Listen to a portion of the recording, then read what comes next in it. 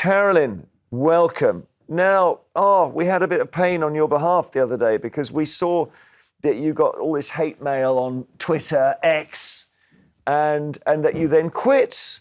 And I don't know if you saw us, but we showed the photo that caused it, and I defended you. Okay? Thank you. And I'll explain why in a sec. We've got the photo here. Okay, right. So I think what happened here is this. Carolyn is not asleep. She's looking, her eye line is there to her mobile because she's got a message. But that image goes viral, and we're not even going to put the comments on, but it's all horrible stuff, mostly blokes. 5 years ago. 5 years ago? 5 years ago. I didn't even know that. 5 years ago. So it's as if it's just come out. And it's because you were announced as the new trade envoy to New Zealand. Comes out all the time. So your name is in the news. And then what was it like then, that thing? It's been a horrendous 5 years.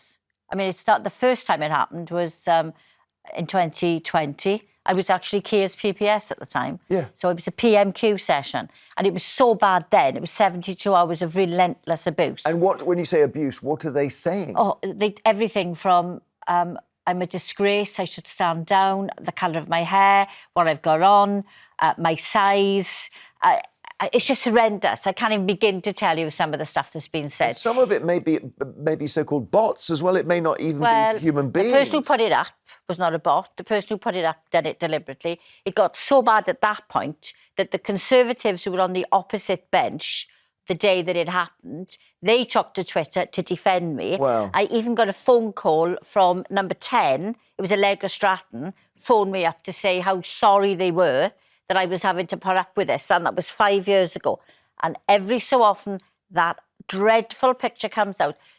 I hope the person who put that on realises the hurt, the damage, and the pain they've caused me and my family. I'm starting to think it may have been taken from the opposite benches. Is that right? It was a BBC still. So somebody was watching PMQs, and the BBC film camera, and they've caught that bit, taken the photograph. It was that before I'd even come out to PMQs that day.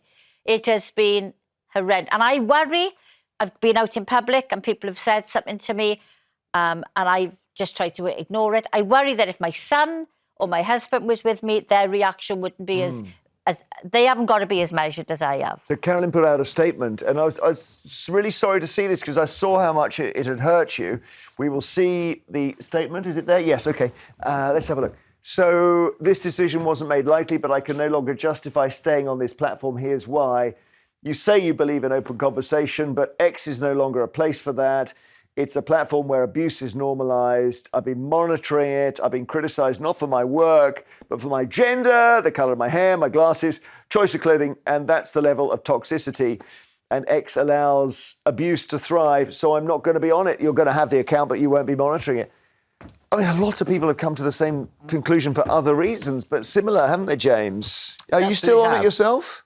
Are you still on it? I am still on it. I do wonder whether that's the place that I want to be. Because I've always taken the view that any individual can and should be criticised, picked up for what they say and what they do and how they act and those sorts of things. But when it comes to just abusing people because you don't like the way they look, or you don't like their sexuality, or you don't like their religion, or you don't like, I don't know, the colour of their skin, all that sort of stuff. Or how they play the piano, or it can be anything. It can be anything. Anything. I mean, I'd love to be able to play the piano well. Sadly, I can't. No, but one of the very first instances of this that I heard about was a young lad had uploaded a picture of himself playing the piano quite well, and all he got was abuse. And he's like 15, and it broke him. And I was talking to his dad about it, and it was this is like 10 years ago. He said, "What's going on out there?" But you see, I think that social and digital media have really amplified this. And whereas people face to face would not make the comments, generally speaking, that sometimes they do, but generally speaking, they wouldn't make those comments. Yet with a platform, they do. And the amount of stuff, I mean, I dare say you probably get an awful lot more of it than I do. But if I say something, then, the fat or the this or the Jewish or the whatever, all that stuff comes up. I get it's just like, but I think there's something very toxic. nasty about, because Carolyn doesn't have the choice about being in the public eye. And people, they pick away at things that are not central to the reason you're doing your job. And if I respond, if as a politician I respond, it gets worse.